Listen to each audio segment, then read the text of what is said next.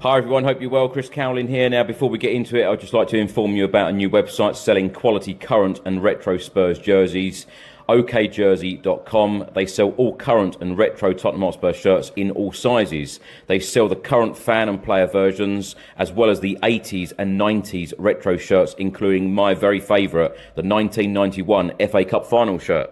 You can order very easily from okjersey.com, and if you use the code Chris, you will receive an 8% discount off your final order. You can also use the QR code on the top left of your screen. And by the way, they also have some training wear here and the 25-26 colour special edition jersey.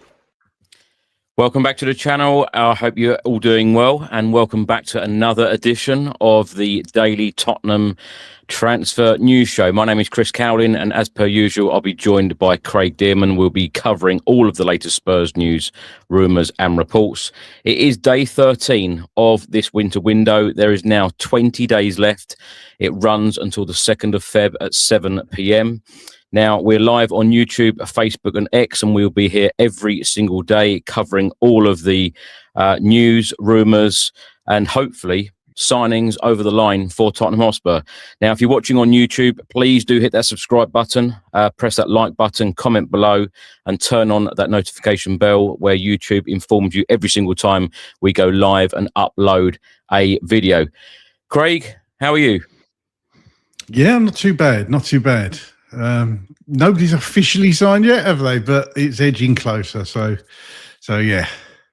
Well, I know we would all like it announced officially, but Conor Gallagher is having his medical at Hotspur Way today. Let's just go through some of the reports about Conor Gallagher, because, of course, since we went live yesterday, we were given the here we go from Italian journalist and transfer expert Fabrizio Romano. Alistair Gold from Football.London and also reports in Spain, AS. They have stated that Conor Gallagher will be doing his Spurs medical today. Sousa is expected to arrive later tomorrow, so his formalities could be tied up on Thursday. The Brazilian season ended a month ago, so it is unlikely that he will be going straight into Saturday's squad anyway. The Athletic have stated that Conor Gallagher will fly to London today on Tuesday to undergo a medical and finalise details for the long-term contract. Spurs are paying around £34.7 million, the equivalent of 40 million euros. TalkSport stated that Conor Gallagher will be having his medical at Hotspur Way today. He'll be signing a 5.5-year deal at Spurs. Conor Gallagher is set to make his debut for Tottenham on Saturday against West Ham, Craig. The England international will have his medical today at Hotspur Way, signing a 5.5-year deal. He should then be able to train with his new teammates on Wednesday. And basically, Gallagher needs to be registered with the Premier League before noon on Friday to face West Ham on Saturday. Interesting statement here from Diego Simeone, talking about Conor Gallagher. And for anyone who has any doubts about Conor Gallagher, Diego Simeone, of course, the Atletico Madrid boss, he said, when we think of him, we think of his youth, energy and intensity in a game. He also strikes the ball very well. It's never easy for players coming from England to adapt to the Spanish league and also to the language. He has competed very well in different places and positions where he doesn't feel more comfortable. He will evolve. He has more room for growth. He is very intense in offensive and defensive displays. He brings a lot to us. Now, there are some other bits here as well. No, actually, on Conor Gallagher, that is it. Craig, I said yesterday on yesterday's show, and I've said on the fan show as well, that I think this is a very clever bit of business from Spurs. I think this brings Premier League experience, offensively, defensively, a really, really, really good player, box-to-box midfielder, and excellent physicality. Of course, homegrown as well. There are many, many ticks here in the boxes, and I think this is going to be a great signing for Spurs. What's your thoughts? Yeah, I do. I think it's a sensible purchase, actually. Premier League proven, I've said many times that, well, we all have, haven't we, that you want Premier League ready players, and Gallagher is definitely that. He's still young, he's got leadership qualities, and he's coming in to help us in a position where we're clearly quite light at the moment. Now, I've seen some people on X and on social media saying we've got loads of this type of player. He's the same as Pat Matasar, blah, blah, blah. But, you know, have we bettered the squad, I think, is what you got to ask. And is it a player that's going to be challenging for a place in our starting 11? And the answer to both those questions is definitely yes. So where else are you going to get a Premier League ready 25-year-old player with Premier League experience, speaks the language, no problem settling in for £35 million? And quite frankly, you're probably not. And homegrown as well, which adds to that quota as well and replaces the losing Brennan Johnson. So yep, it's kind of a very, very good purchase for Spurs, this, and Conor Gallagher. And looking forward to seeing him hopefully play against West Ham on Saturday.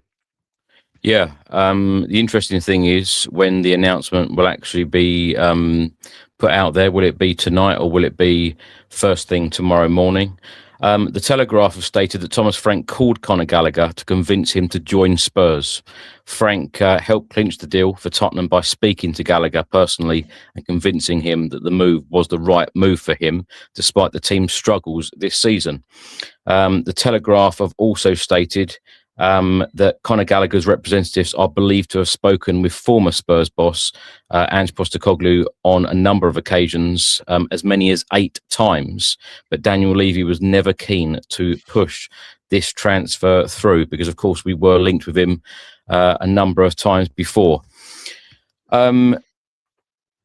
Craig, I'm going to come on to talk about this one very quickly. Fabio Paratici thought that Thomas Frank was the wrong choice for Tottenham, and he wanted the club to appoint someone else in the summer. This is a report from The Athletic. Of course, we know that Fabio Paratici is going to be heading out the door after this January transfer window on the 2nd of Feb for personal reasons. What do you make of that story? Interesting, certainly, but was he actually in post at the time when he made those statements? He officially probably wasn't, was he? It was only a advisory capacity. So, yeah, interesting that essentially a director of football to be, didn't approve of a manager coming in. It is a strange one, but obviously Johan Langer, fellow countryman, you would think that he knows him pretty well and perhaps push for him. But it is interesting that Paratici seems like he didn't want Thomas Frank as Tottenham manager. That is an interesting story, really, isn't it? It's yeah, I'm not quite sure what to make of it, if I'm honest. Is this right or wrong? Yeah, this is an interesting one. Former Spurs player and manager Tim Sherwood has called the Tottenham v West Ham game El Sacchio. It's Thomas Frank, of course, against Nuno Espirito Santo. Spurs face West Ham on Saturday, 3 p.m. kickoff. Spurs, of course, in 14th. West Ham are in the relegation zone at the moment in 18th. And this is also another interesting one, Craig, that I'm going to bring up. Can Thomas Frank get through this tough spell at Tottenham? Because Xabi Alonso has been installed as favourite to become Tottenham's next manager if Thomas Frank heads out the door. That is according to bookmaker TalkSport Bet, who have priced the Spanish coach at 5-2 to get the nod if under pressure Thomas Frank is relieved of his duties. And a couple of other interesting names on this list that you might smile at or laugh at even. Xabi Alonso 5-2, as I mentioned. Oliver Glasner 5-1. Marco Silva 6-1. Enzo Maresca 8-1. Ruben Amorim 10-1. Jurgen Klopp 12-1. Roberto De Zerbi 12-1. Javi Hernandez 14-1, and Robbie Keane 14-1. But we're not here for that. I just thought I'd add that in.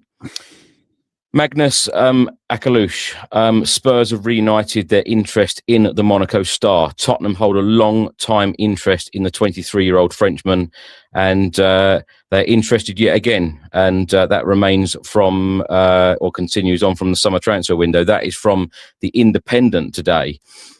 Craig, you've mentioned him in the last couple of days. We have been linked with him since the summer, previous windows. Now, what I do like about the player, and he played extremely well against us in the Champions League earlier this season when we faced Monaco away and we drew 0-0. I think we had 26 shots against us, and he was at the heart of all of that. What I like about him, regularly contributes towards goals and assists. Very versatile, can play in a number of different positions. Hardworking, gifted footballer. The only reservations I have about him is he is a little bit lightweight. Will he be physical enough? That physicality in the Premier League, and that is what I love about Conor Gallagher. Actually, going back to him again, the physicality that we are desperately needing in the centre there. Conor Gallagher certainly brings that. But with Akliouche, do you think that that physicality could be an issue, because he's a very skillful, gifted footballer, as I said? I mean, it's possible, but he played well against a Premiership side or Premier League side in us, didn't he? So he didn't seem to bother him at all. They did play with 2 number 10s that night, essentially.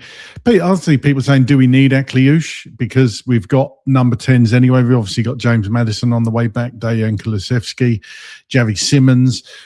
Do we need essentially 4 that could play in that position? I would say Akliouche, I think, would be worth a punt. I think he's a very good player. Just watching him against us, as you said there as well, we've been after him in quite a few windows. We've always liked the player. So I think it just gives a manager a good problem to have. You've got to keep these players happy, but it's one of those, isn't it? Alex Ferguson always said it, he'd rather have more players to choose from than hardly any. So why not? Let's go for him. I would massively be in the Akliouche camp, to be honest. Going back to the West Ham issue, there's something been printed by the Athletic. West Ham United's first team squad have a 50% salary reduction clause in their contracts in the event of relegation to the Championship.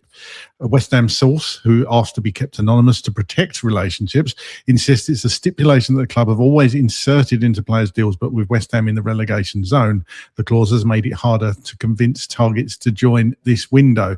So what I'm getting at, and the point of raising that story, is West Ham are going to be coming after us now. It's not just the North London derby, not just the London derby aspect of it. This is going to cost West Ham if they go down, so they're not going to want to go down. Yeah, they haven't done any business as such really in the transfer window so far, but anybody think that we're just going to turn up and steamroll a West Ham? I'm sure people out there don't think that. I'm just making a point that it's West Ham. It's going to cost them a lot of money and a lot of players if they go down. So that's going to be in their minds now. A great game though for Conor Gallagher to make his debut, isn't it? Oh yeah, cracking game. London derby, make your debut for your new club. Yeah, he's going to love that. He's going to love that. An official statement was released by Spurs early on Tuesday morning. We can confirm that Rodrigo Bentancur has undergone surgery on his right hamstring. The Uruguay international midfielder sustained an injury during our Premier League fixture at Bournemouth last week and will now commence his rehabilitation with our medical staff. So best wishes to him. He's expected to be out for at least 3 months. So towards the end of the season, we might see him back in a Spurs shirt. Craig, this one is going on. I think we've spoke about this every day in the 13 days of the window so far.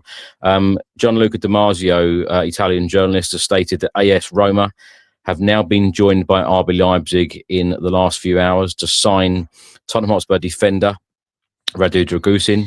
Radu Dragusin's agent has actually been speaking out yet again.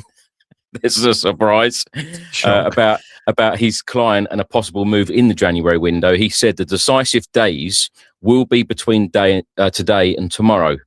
I would like to avoid talking, he said. I would like to avoid talking, but we hope to reach a conclusion in the negotiations with Roma. I can actually see Radu going out on loan. I really can, because the agent is really pushing. The player obviously wants game time. I completely get it from the player's point of view. It's just whether this will be a loan until the end of the season or are they thinking about a permanent move? So that is going to be an interesting one, but I wouldn't be at all surprised. I'm actually expecting Radu to go out of the door in this January window. Do you agree?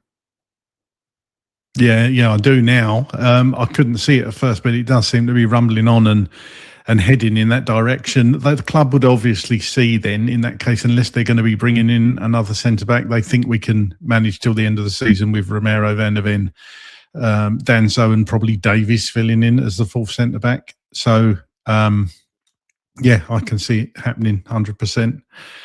Gets a player off the wage bill and frees up. He wasn't actually in the Champions League squad, was he? Of course, so it doesn't free up the space there, but it does certainly get rid of a player that perhaps doesn't want to be at the club. So, might as well get it done. I'm glad you brought up the Champions League squad. Let me just confirm that Conor Gallagher and Sousa will not be able to play or be added to the Champions League squad for these group stage games. Of course, we face Dortmund at home on Tuesday, and then towards the end of the month, we face Frankfurt away. So those two players will certainly not play in those Champions League games. Another interesting one here, Craig. Earlier this morning, former Tottenham defender Jonathan Woodgate has joined former Spurs midfielder Michael Carrick at Manchester United. Carrick is back at Old Trafford, taking over as interim boss, and Woodgate joins his coaching team. Last one I've got to go through, Sky Germany, Mathis Tel again. Paris FC are working on a loan move for Tel. Their main selling point is offering him his preferred position as a striker. The core of his frustration is not only his lack of playing time, but above all, the fact that he is being rarely used as a number 9. Tottenham are still blocking every inquiry for now as they want to keep Tel at the club. His current contract runs out until 2031. This is a really interesting one for me because a day or two before we signed him, Sky Germany, in particular, the journalist, I think it was Florian Plettenberg, he turned around and said that, look, Tottenham, he is not a winger. Tel is a striker. He should be played as a number 9. I don't think Thomas Frank sees him as a number 9. And I get if the player feels that that is his best position, he must feel very frustrated, Craig, like the report says, because not only is he not getting a lot of game time, he's not being played in his position that he feels that he is best.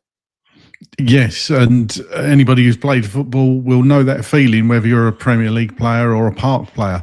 If you're being played out of position and you've told your manager where your best position is, where you prefer to play, you can do a job certainly somewhere, and Tel has done a job many times off the left or wherever he's played. But if he feels he's a centre forward and he can get game time as a centre forward, he's going to be the main man, then I can see why Mathis Tel wants to go, especially as he's not getting all the minutes he deserves. I'm not quite sure why he came off actually at the weekend. I thought he was one of the better players on the park. So, yeah, I mean, in that regard, why did we sign Tel? You know, why did we sign Tel? And then he signed, he seemed happy enough. And then they signed Muani as well.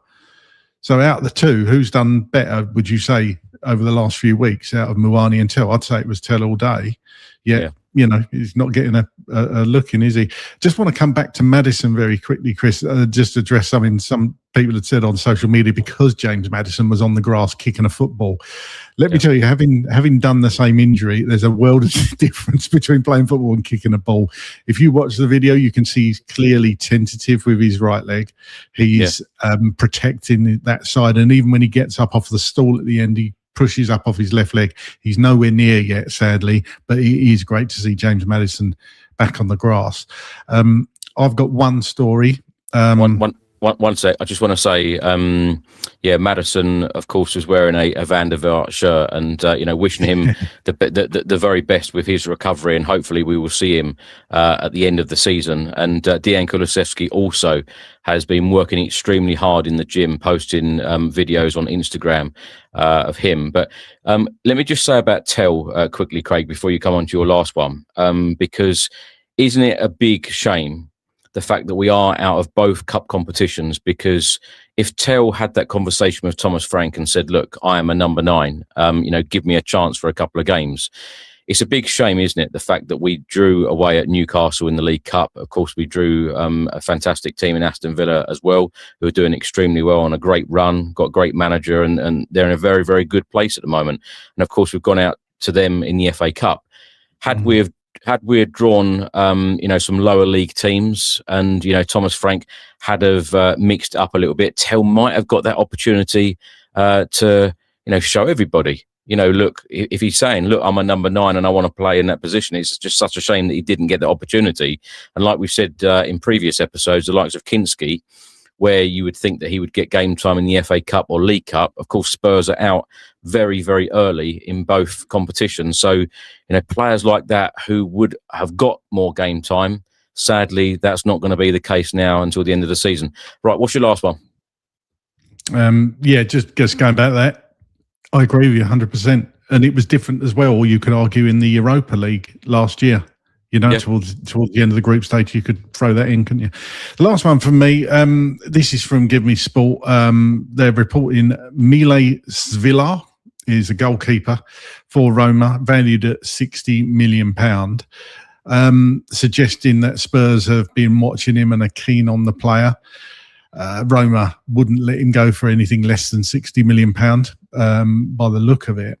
Again, this is more, I think personally, if they're going to go for this, it's going to be in the summer. If they're going to look at replacing the goalkeeper, I don't think they're going to replace Vicario in January. I could see Vicario going out in the summer, according to reports, perhaps go back to Italy.